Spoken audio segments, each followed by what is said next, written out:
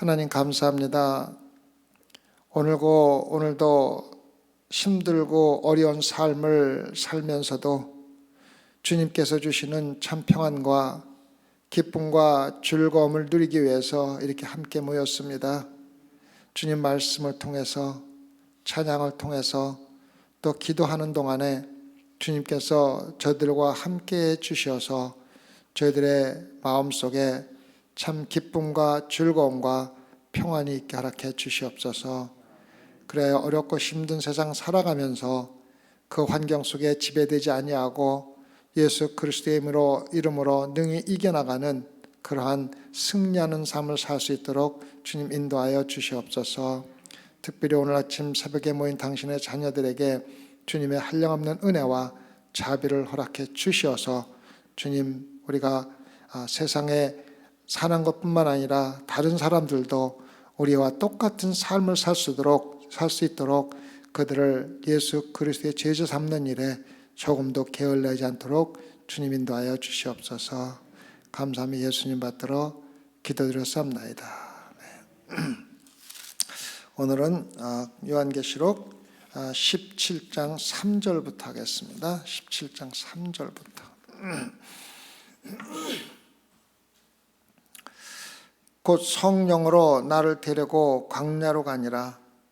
내가 보니 여자가 붉은 빛 짐승을 탔는데 그 짐승의 몸에 참란된 이름들이 가득하고 7머리와 10뿔이 있으며 그 여자는 자줏빛과 붉은 빛 옷을 입고 금과 보석과 진주로 꾸미고 손에 금잔을 가졌는데 가증한 물건과 그의 음행에 더러운 것들이 가득하더라. 성령이 요한을 데리고 어디로 갑니까? 광야로 갑니다. 광야는 성도들이 하나님이 없으면 살 수 없는 곳을 바로 광야라고 합니다. 먹을 것도 없고 물도 없고 아무것도 우리가 잘 곳도 없고 의지할 곳이 아무것도 없는 곳이 바로 광야입니다. 광야는 12장 6절과 4절에서도 나온 적이 있습니다. 여러분과 제가 세상에 살아가면서 광야에서 살아가고 있다는 걸 반드시 알아야만 합니다. 모든 것이 풍성하고 모든 것이 내가 내 힘으로 모든 걸 할 수 있다고 생각하면서 살아가는 것은 하나님을 의지하고 살아가는 삶이 아니지 않습니까? 그래서 우리가 세상에서 어려움과 고통이 있다는 것은 실질적으로 우리에게 하나님을 의지하는 법을 가르쳐 주기 위한 하나님의 크신 뜻이 있다는 것을 우리가 알고 기쁨과 즐거움으로 감당하면서 하나님께 의지하는 법을 조금씩 배워나가야만 합니다. 세상에서 어려움과 고통에 패배하는 신앙생활을 하는 것은 성도들의 삶이 아닙니다. 세상에 어려움과 고통이 없기를 기대하는 것조차도 성도들의 그리스도인들의 삶이 아닙니다. 이 세상은 우리에게 기쁨과 즐거움보다는 어려움과 고통을 주려고 노력하는 것이 바로 이 세상입니다. 왜? 이 세상에는 광야에 갔더니 뭐가 있습니까? 여자가 붉은 빛 짐승을 탔는데 붉은 짐승을 탄 여자가 있기 때문입니다. 여자는 여기서 사탄, 적 그리스도, 붉은 빛 짐승을 탔다는 것은 붉은 빛은 성경에서 죄를 나타낼 적에 나타나고 있습니다. 이사야서 1장 18절에 뭐라고 되어 있습니다? 죄가 피같이 붉은다 할지라도 하나님께서 우리 피를 깨끗하게 해주신다고 이야기하지 않습니까? 죄를 나타낼 적에 붉은 빛을 나타나고 있습니다. 그래서 붉은 빛으로 죄로 가득 차 있는 세상에 살아가는 여러분과 제가 우리에게 아무런 어려움과 고통과 또 힘든 일이 없이 기쁨과 즐거움이 있을 거라고 기대하고 살아가는 것은 잘못된 삶이라는 것입니다. 그래서 광야에 여러분과 제가 살아가는 세상에 하나님만 의지하고 살아가는 세상에 붉은 빛, 죄가 우리를 유혹하고 어려워하고 힘든 일을 얼마나 많이 하고 있는지를 우리는 쉽게 깨달고 있습니다. 하루도 어려움과 힘든 일이 없으면 하루가 지나가지 않습니다. 그런데 우리에는 소망이 있습니다. 예수 그리스도가 우리에게 그러한 어려움과 고통을 이겨나가고 기쁨과 즐거움으로 살아나가도록 우리에게 힘을 주고 있지 않습니까? 어저께도 말씀하셨죠. 예수 그리스도는 모든 권세를 가지고 있다고 했습니다. 권세를 가지고 있을 뿐만 아니라 그 권세를 가지고 우리와 함께 하고 있다고 말씀을 드렸습니다. 그 말은 뭐냐면은 예수 그리스도가 가지고 있는 권세를, 능력을 우리에게 줌으로써 우리가 세상에서 기쁘게 살아갈 뿐만 아니라 하나님의 맡은 일을 기쁘고 즐겁게 할 수 있는 능력과 권세를 주셨다고 어제 저녁에 말씀을 드렸습니다. 그래서 여기서 여자가 붉은 짐승을 타고 있었다고 그러는데 그 짐승의 몸에 참난된 이름들이 가득하다고 했습니다. 참난된 이름이. 참난된 이름은 하나님을 신성 모독하는 것을 갖다가 참남되다고 얘기했습니다. 예수님께서 참남하다. 그래서 그 짐승은 적 그리스도는 또 사단들은 하나님을 모독하는 것이 그들의 잡입니다. 그들의 직업입니다. 그들의 모두 할 일입니다. 그래서 입만 열면 하나님을 모독하고 행동 하나하나가 하나님을 모독하는 행동을 하는 사람들이 바로 짐승이며 여자며 사단들입니다. 근데 그 머리에는 7머리와 10뿔이 있다고 했습니다. 7머리와 10뿔. 우리는 7머리와 10뿔을 우리가 전에도 공부한 적이 있지만 여기서는 7머리와 10뿔을 스스로 설명해 주고 있습니다. 자, 7머리가 뭔지 구절을 한번 볼까요? 9절. 뒤에 있는 뜻이 여기 있으니 그 7머리는 여자가 앉은 7산이요 또 7왕이라 5은 망하였고 하나는 있고 다른 이는 아직 이르지 아니하였으나 이르면 반드시 잠깐 동안 계속하리라. 자, 뒤에 있는 뜻이 여기 있으니 7머리는 자 설명해 줍니다. 여자가 앉은 7산이요. 다시 말하면 여자, 적그리스도, 사단이 앉아있다는 것은 뭐라 했습니까? 성경에서 앉아있다는 말은 다스리는 것을 이야기합니다. 왕자에 앉아서 다스리는 것. 하나님께서 왕자에 앉으셔서 권자에 앉아서 다스리는 것. 다스리는데 7왕국, 7산, 7왕국을 이야기합니다. 7왕국을 여자가 다스리는데 사단이 다스리고 적그리스도가 다스리는데 또 7왕이라 그 나라를 다스리는 7왕이 있는데 5은 망하였고 하나는 있고 다른 이는 아직 이르지 아니했다. 5은 망하였다고 합니다.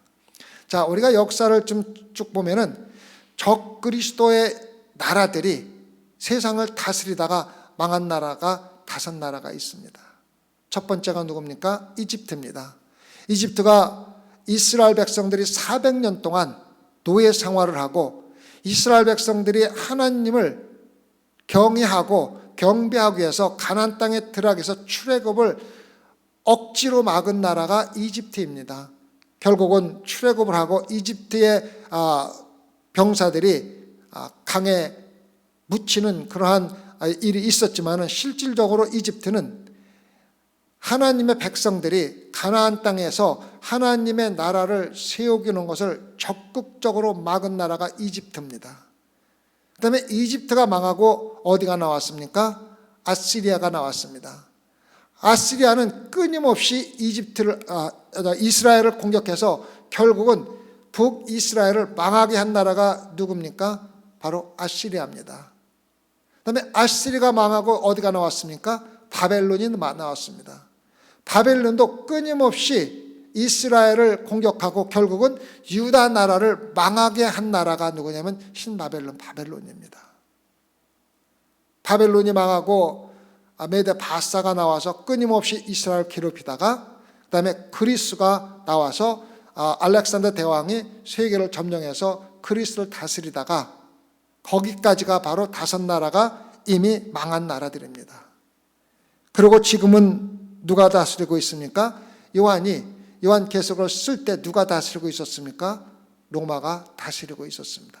그래서 여기서 5나라는 망하였고 애굽과 아시리아와 바벨론과 메데 바사와 그리스는 적그리스도 생활을 하다가 이미 망한 나라고 지금 다스리는 로마가 있는데 지금 다스리는 로마도 곧 망하고 누가 오느냐면은 다른 나라가 이르리라. 그래서 지금 있는 나라는 로마를 이야기하는 것이고 앞으로 올 나라는 적그리스도가 다스리는 나라인데 그 나라가 어떻게 구성되어 있는가는 12절에 되어 있습니다. 그래 적그리스도가 와서 다스리는데 오래 다스리지 않고 잠깐만 다스린다고 되어 있습니다. 잠깐만 다스리고 곧 망한다고. 근데 어떻게 구성되어 있냐면 내가 보던 열 뿔은 열 왕이니 아직 나라를 얻지 못하였으나 다만 짐승으로 더불어 임금처럼 권세를 일시 동안 받으리라. 자 보십시오. 그래서 열 뿔을 가진 왕들이 있는데 그 나라를 다스리는 것이 다시 올 적그리스도가 다스리는 왕들인데 그 왕들은 왔다가 잠깐 동안 권세를 받고 그 권세를 잃어버린다고 이야기를 합니다. 그래서 적그리스도는 실질적으로 많은 왕들과 임금들과 다스리는 나라를 이용하고 있지만은 나중에 보면 결국 그들을 다 버리는 것이 신약의 17절의 후반전에 나오게 됩니다. 그래서 여기서 나오는 3절에 나오는 일곱 머리와 열 뿔은 바로 지금까지 다스리던 다섯 나라가 다스리다가 망했고 지금 다스리는 로마가 다스리고 있으며 로마가 망하면은 적그리스도라는 나라가 올 건데 열 나라가 함께 뭉쳐서 적그리스도를 형성할 것이며 적그리스도를 다스리는 그 나라가 올 것인데 오래 다스리지 못하고 잠시 동안 다스리다 예수 그리스도의 재림시에 완전히 망하게 되는 것을 우리가 얘기하고 있습니다. 그래서 역사에서 나온 모든 것과 요한이 본 환상 중에서 본 하나님의 계시가 일치하는 것을 우리가 볼 수가 있고 앞으로가 적그리스도가 나라는 다스리는 나라가 반드시 올 것을 우리가 기대하고 있는 겁니다. 반드시 나오게 됩니다. 그래서 일곱 머리와 열 뿔은 스스로 뒤에서 요한에게 설명을 해주고 있습니다. 그 다음에 그 여자는 자줏빛과 붉은빛 옷을 입고 자 보십시오. 자줏빛과 붉은빛 옷은 역사적으로 이 당시에 가장 화려한 것을 이야기하고 있습니다. 자줏빛 옷을 입는 것은 왕의 가족들이나 고관들이나 돈이 많은 사람들만 자줏빛 옷을 입고 붉은빛 옷을 입었습니다. 자줏빛 하나를 물들이는 데 들어가는 돈이 엄청나게 들어간다고 하는데 자줏빛을 물들이는 물감의 값어치가 금덩어리보다도 더 비쌀 정도로 그렇게 비싼 상태에서 자줏빛 옷을 만들었는데 그 옷을 입고 붉은 옷을 입고 또 뭐라고 했습니까? 보석과 금과 진주로 꾸미고 손에 금잔을 가졌다고 했습니다. 적 그리스도들은 엄청난 포와 영광과 화려함을 느낀다는 것입니다. 지금은 물질주의 만능주의가 되어 있습니다. 그래서 돈 많은 사람이 최고입니다. 돈 많은 사람이 많은 것을 다스리고 많은 것을 관리하고 많은 것을 많은 권세를 가지고 있는 건 사실입니다. 왜? 물질주의 세상이기 때문에 그렇습니다. 지금 미국에도 물질주의가 만능이 돼가지고 엄청나게 화려한 것, 엄청나게 비싼 것, 엄청나게 그 고급들을 많이 사용하고 있습니다. 저는 뭐 옷 같은 걸 그렇게 비싼 옷을 입는 사람이 아닌데 생일이라든가 무슨 일이 있으면은 아이들이 조금 비싼 옷을 하나씩 티셔츠라든가 뭐 신발이라든가 뭐 옷 같은 거를 가끔 비싼 옷을 뭐 1년에 한두 개씩 사줍니다. 그 뭐 사지 말라고 할 수도 없고 뭐 사주면 또 기쁘고 즐겁게 입어보니까 좋긴 좋아요. 근데 그 가격을 보고 제가 정말 이게 이런 가격을 주고 사서 입어야 되는가? 이러한 가격을 주고 이런 걸 신어야 되는가? 하는 걸 느낄 때가 참 많습니다. 그런데 문제는 그런 것이 없어서 못 판다는 거예요. 없어서. 어저께도 TV에 보니까 베스트바이에 뭐 몇백 명이 줄을 서서 기다리고서 뭐 게임하는 뭐를 사기 위해서 기다린다 그러더라고요. 그게 얼마인 줄 알았더니만 1200불인가 뭐 1000몇백 불이래요. 참 놀랍습니다. 1000몇백 불짜리를 젊은이들이 사지 못해가지고 줄을 서서 기다렸다가 살려고 하는 세상이 바로 지금 세상이 된 겁니다. 그래서 적그리스도라든가 하나님을 대적하는 모든 사람들은 엄청난 화려함과 부와 권력을 가지고서 세상을 다스린다는 거예요. 사람들을 자 봐라, 나를 따르면은 이러한 부와 영광을 누릴 수 있다는 것 갖다가 사람들에게 보여주고 있다는 겁니다. 그래서 요즘 교회에서 축복과 또 부를 갖다가 너무 강조하는 교회들은 위험성이 참 많습니다. 물질적인 것을, 물질적인 축복을 지나치게 강조하는 교회는 잘못하면 사단의 이용당하고 있는 교회가 될 수가 있다는 것을 우리가 마음속에 새겨두어야만 합니다. 우리는 이 세상에서 영광과 피와 부를 누리기 위해서 이 세상에 온 건 아니에요. 그것을 위해서가 예수 그리스도 믿는 건 절대 아닙니다. 여러분이 영광과 부를 위해서 예수 그리스도를 믿는다면은 교회에 헌금하는 거 다 때려치고 교회 와서 예배 드릴 시간에 가서 일하세요. 그러면은 부가 더 늘어나지. 교회 와서 예배 드리고서 기도해가지고 부 주십시오, 돈 주십시오, 물질 기도한다고 하나님이 안 주세요. 하나님은 절대 물질을 주러 오신 분이 아니에요.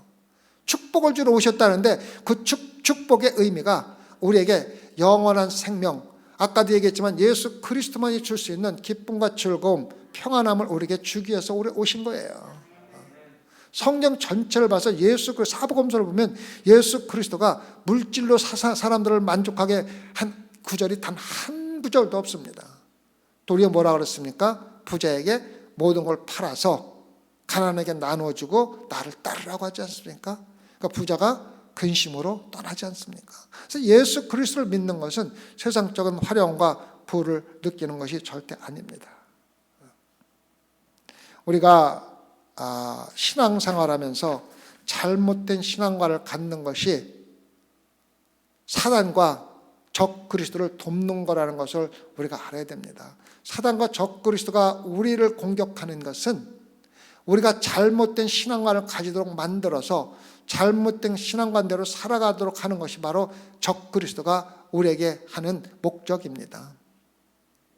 3절에 얘기했듯이 광야로 가니까 그리스도인들이 피해서 예수 하나님만 믿고 사는 광야로 가니까 거기에 누가 있습니까?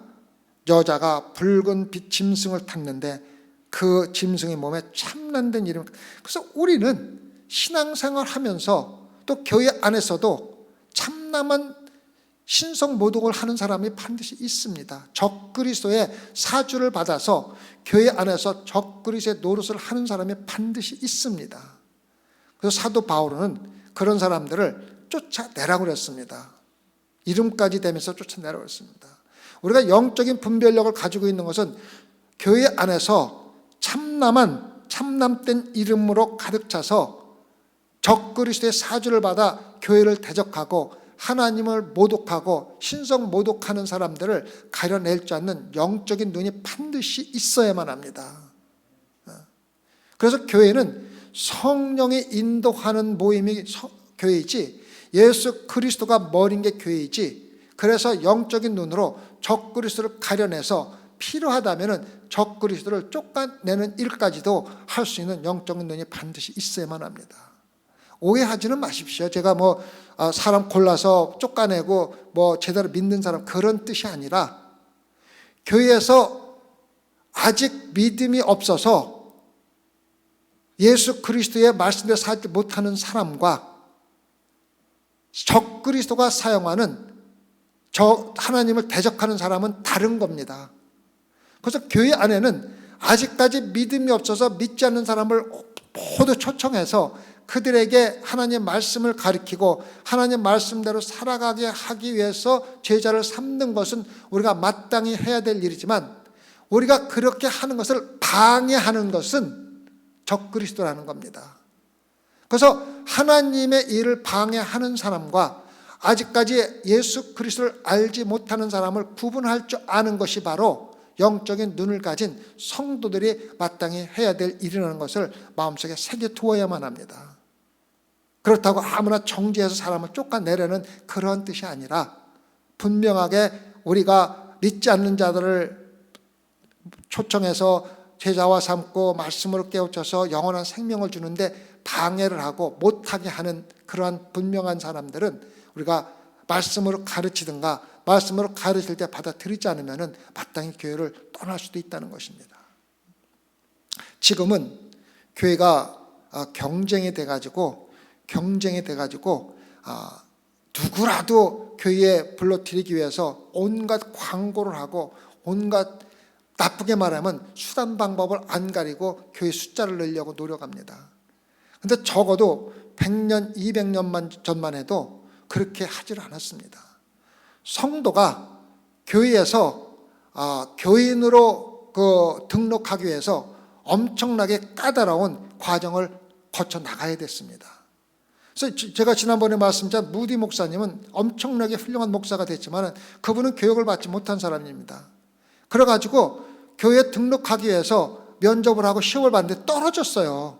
그래가지고 교회 등록을 못하고 2차, 3차를 통해서 교회 등록을 한 사람이 무디 목사님입니다. 그래서 우리가 100년, 200년만 전만 해도 교회에서 쫓겨나는 게 있었어요. 교회에서 쫓겨나는 것이 얼마나 수치스러운 일인지, 그것이 정말 사람들에게, 주변에 있는 사람들에게 교회에서 퇴출당했다 그러면은 그 사람은 정말 쓸모없는 사람으로 낙인을 찍힐 정도로 돼 있었기 때문에 교회에서 쫓겨나는 것이 그렇게 두려워하고 창피한 일이었었는데, 지금은 자기 마음대로 골라다니면서 신앙생활하는 것이 유행이 돼버렸지 않습니까? 이 교회 안 가면 저쪽 교회 가지, 저쪽 교회 안 가면 저쪽 교회 가지, 다 그렇게 돼버리지 않았습니까? 왜? 교회가 타락해가고 있습니다. 교회가 타락해가고, 다 초대해서, 믿지 않은 다 초대해서 전도해야 될 것은 맞지만 사단도 좋고 적그리스도 좋고 다 와라, 이렇게 교회가 바뀌어버리니까 성도도 아닌 사람들이 여기 아니면 저기 가지, 여기 아니면 저기 가지, 이렇게 방랑하는 신앙생활을 하는 성도들이 많이 들고, 그러니까 교회가 타락할 수밖에 없는, 그 사람들을 유치하기 위해서, 그 사람 불러들이기 위해서 조심해야지 돼요. 조심해야지 돼요. 적그리스도와 아직 예수 그리스도를 믿지 않는 사람과 구분해서, 아직 예수 그리스도를 모르고 아직 믿지 않는 사람들을 전도하는 것은, 또 전도해서 제자와 삼고 가르치고 세례를 주고 그 사람들이 다시 나가서 똑같은 일을 하도록 가르치는 것은 교회가 마땅히 해야 될 일이지만은, 적그리스도와 동참하는 것, 그것은 우리가 삼가야 한다는 것을 우리가 알아야 합니다. 그래서 세상은, 예수 그리스도를 믿는 것은 세상의 영광이나 화려함이나 물질적인 축복을 추구하는 것이 절대 아닙니다. 우리가 세상에서 물질적으로 얻는 기쁨과 즐거움은 순간적이고 짧습니다. 근데 하나님께서 우리에게 주시는 만족과 평안함은 오래가고, 우리가 정말로 주님께만 붙어 있는다면 영원히 갈 수 있는 게 주님이 주시는 평안과 기쁨과 즐거움입니다. 근데 많은 사람들이, 세상에서 살아가는 많은 사람들이 세상의 화려함과 부와 영광을 추구하기 때문에 적그리스도들이 그거를 가지고 사람들을 유혹할 때 안 넘어가는 사람이 없다는 것입니다. 뭐라 그랬습니까? 자줏빛과 붉은빛 옷을 입고 금과 보석과 진주를 꾸미고 그 손에 금잔을 가졌는데, 그 다음이 참 중요해요. 금잔 안에 뭐가 들어있습니까? 가증한 물건과 그의 음행에 더러운 것이 가득하더라. 부와 풍부함을 가지고 행하는 모든 것들이 가증한 일, 음행의 일만 한다는 것입니다. 가증한 일이라는 것은 우상 숭배를 이야기하고 있습니다. 우상 숭배를 이야기하고 있습니다. 이 우상 숭배가 가증한 일이며 음행이라고 우리에게 가르쳐주고 있습니다. 우리가 세상 살아가면서 우리에게 필요 이상으로 많은 부와 물질이 주어질 때 그것을 잘 사용하지 않으면은 우리는 결국 우상 숭배와 음행하는데, 그 부와 우리에게 주어진 영광을 갖다 다 사용할 수밖에 없다는 것입니다. 그래서 우리에게 적당하게 살아갈 수 있을 만큼 남에게 구걸을 하지 아니하고 하나님께 주신 것으로 살아갈 수 있을 만큼 우리에게 주시는 것이 우리에게 가장 큰 축복입니다. 여러분이 죽을 때에 남기고 가는 모든 것은 모든 것은 여러분과 아무 상관도 없는 것이고 그것은 여러분이 없었어도 아무런 여러분이 살아가는데 문제가 없는 것들이었습니다.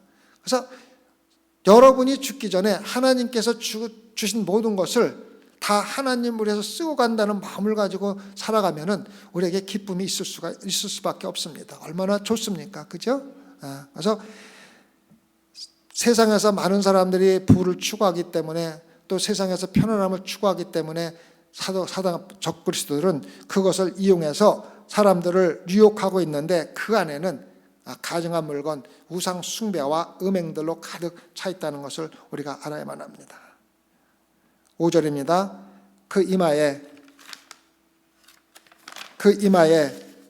이름이 기록되어 있으니 비밀이라 큰 바벨론이라 땅의 음녀들과 가증한 것들의 어미라 하였더라. 자 보십시오. 그 마에 이름이 기록되어 있으니 비밀이라.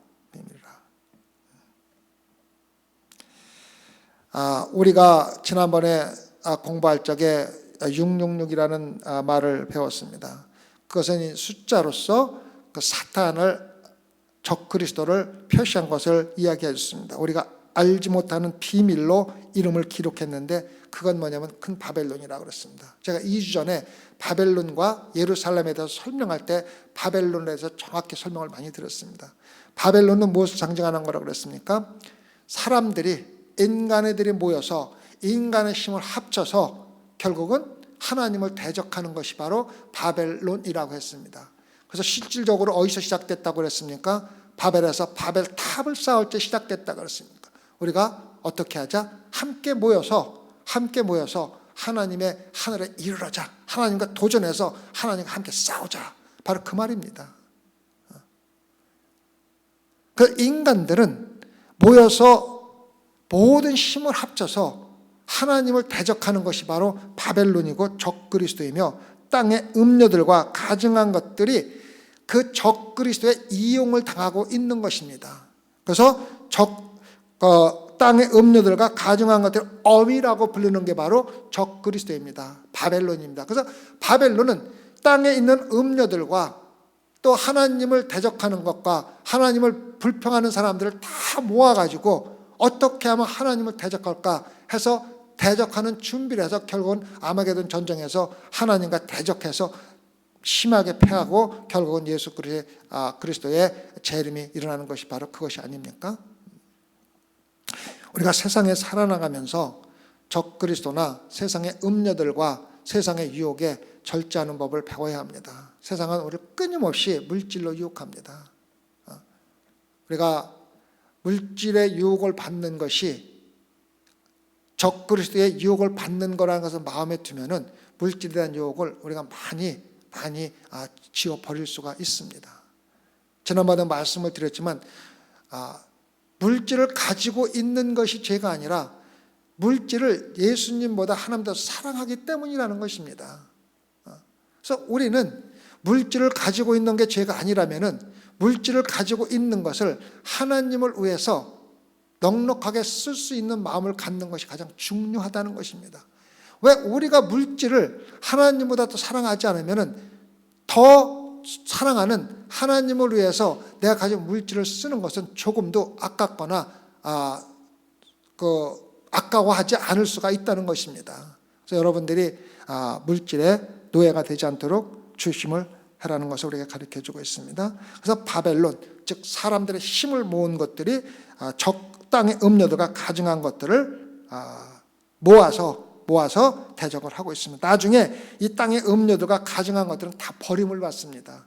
다 버림받습니다. 그래서 적그리스도가 임시로 이용하기 위해서 여러분과 돈을 사랑하는 세상의 물질을 사랑하는 사람들을 모으고 있는데 거기에 넘어가면 결국은 버림을 받는다는 것을 알아야만 한답니다. 6절입니다. 또 내가 보매 이 여자가 성도들의 피와 예수의 증인들의 피에 취한지라 내가 그 여자를 보고 기여기고 크게 기여기니. 자 보십시오. 이 여자가 적그리스도가 성도들의 피와 예수의 증인들의 피에 취한지라. 이 말은 뭐냐면은 적그리스도가 예수 그리스도를 믿는 성도들을 막 죽이는 겁니다. 자 보십시오. 우리가 신앙생활 하면서 예수 그리스도의 권능과 권세, 모든 것 사실 권세가 있는데 세상에서 이겨야 합니까? 져야 합니까? 당연히 이겨야 되잖아요. 근데 요한이 보니까 지고 있어요? 이기고 있어요? 완전히 패하고 있잖아요.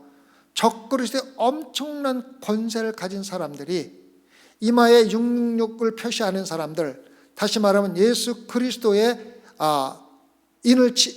하나님의 인을 친 사람들, 14만 4천 명의 인친 사람들을 막 죽이고 성도들을 막 죽이는 거고, 그리고 피에 즐거워서 기뻐하고 뛰는 겁니다.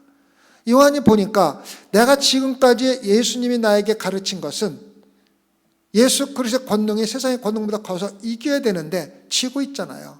그러니까 요한이 어떻게 보고 있습니까? 보고 기역인 거예요. 어떻게 저럴 수가 있을까? 이겨야 되는데 지고 있지 않는가?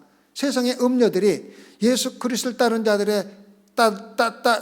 따르는 사람들의 피를 가지고 그걸 마시고 취해서 즐거워하고 기뻐하고 있지 않는가?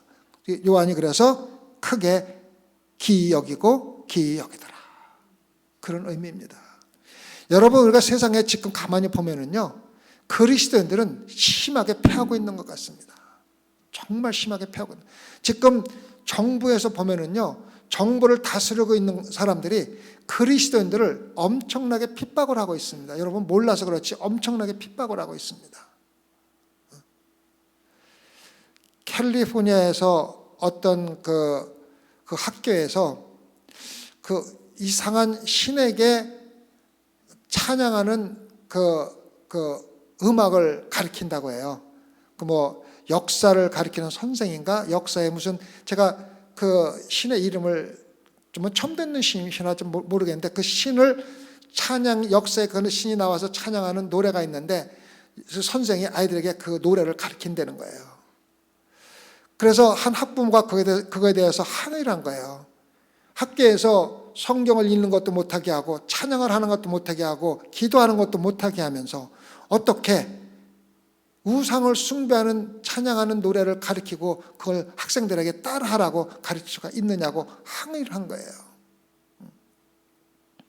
지금 공공기관이나 어떠한 지역에서 하나님 복음을 잘못 전하면 직장을 잃을 수도 있고 고소를 당할 확률이 참 높습니다. 그래서 어떻게 보면 지금 그리스도인들이 점점 죽어가는 것 같고 패하는 것 같은 느낌을 우리가 많이 볼 수가 있습니다. 얼마 전에 그 아프가니스탄이 또 탈레반한테 다시 넘어가가지고 그나마 지금까지 전도하고 가르쳤던 많은 그리스도인들이 얼마나 핍박을 받고 죽어가는지를 우리가 상상할 수가 있습니다. 또 중국이 많은 힘을 키워가면서 아프리카에 엄청난 영향력을 미치고 있다고 합니다. 그래서 아프리카에 나라를 영향을 주어가지고 중국과 같이 절대적인 권력을 가진 사람이 다스리도록 보조를 하고 있다는 것입니다. 샘 브라운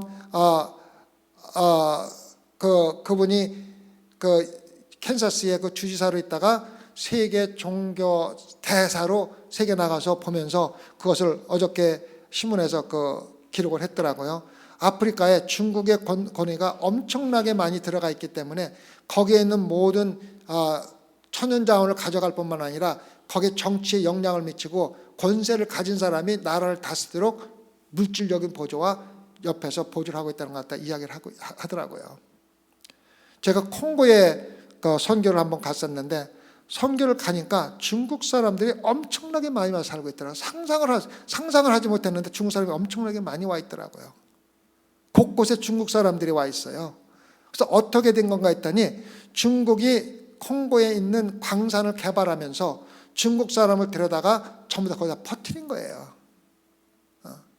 그래서 콩고 사람들이 중국 사람을 엄청나게 싫어하는 거예요. 왜? 와가지고 절대적인 물질을 가지고 그 사람들을 다스리려고 하기 때문에. 한국 사람들이 돌아와서는 교회를 짓고 한국 사람이 돌아와서는 신학교를 짓고 하는데 중국 사람이 들어와서는 그 사람들을 핍박하는 것으로, 물질적으로 핍박하는 것으로 나와서 그 사람 맨날 싫어한다는 얘기를 들은 적이 있습니다.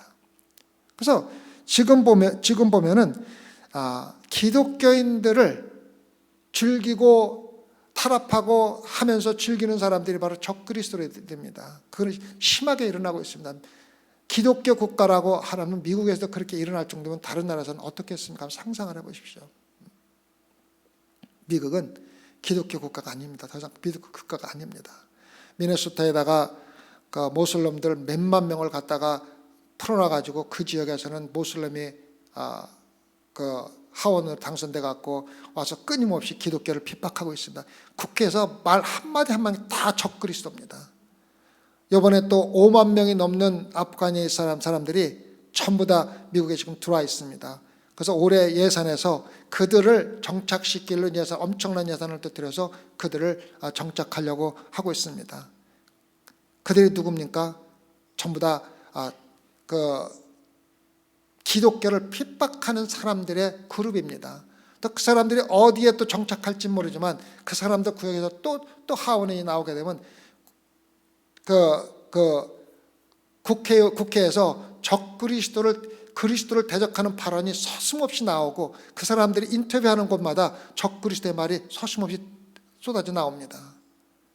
놀랍습니다. 몇 년 제가 미국에서 거의 35년 40년 살면서 국회에서 그렇게 적그리스도적인 말을 하는 사람들이 없었습니다. 앞으로는 보세요. 성경에 손 얹고 선서하는 것도 취임식 하는 것도 다 없어질 것 두고 보세요. 없어집니다. 이제 다 없어집니다. 무서운 적그리스도의 권력이 점령을 하고 있는데 요한이 보니까 자기가 생각했던 예수 그리스도 권위가 틀리거든요. 그래서 기이여긴 겁니다. 참 이상하다. 왜 그럴까? 왜 그럴까? 그러니까 실제로 나옵니다. 천사가 가로되 왜 기이여기느냐? 내가 여자와 그의 탄 바 7머리와 10뿔 가진 짐승의 비밀을 내게 이르리라. 그렇게 이야기를 하면서 이제 10뿔 가진 짐승과 그 사람들의 말로를 요한에게 설명을 해주는 구절이 뒤따라 나오고 있는 것입니다.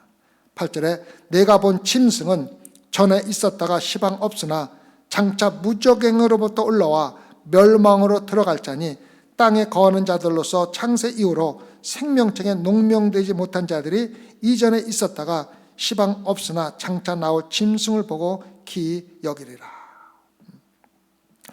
전에 있었다가 시방은 있으나 보십시오. 우리가 요한계시록 하면서 그 적그리스도들은 뭡니까?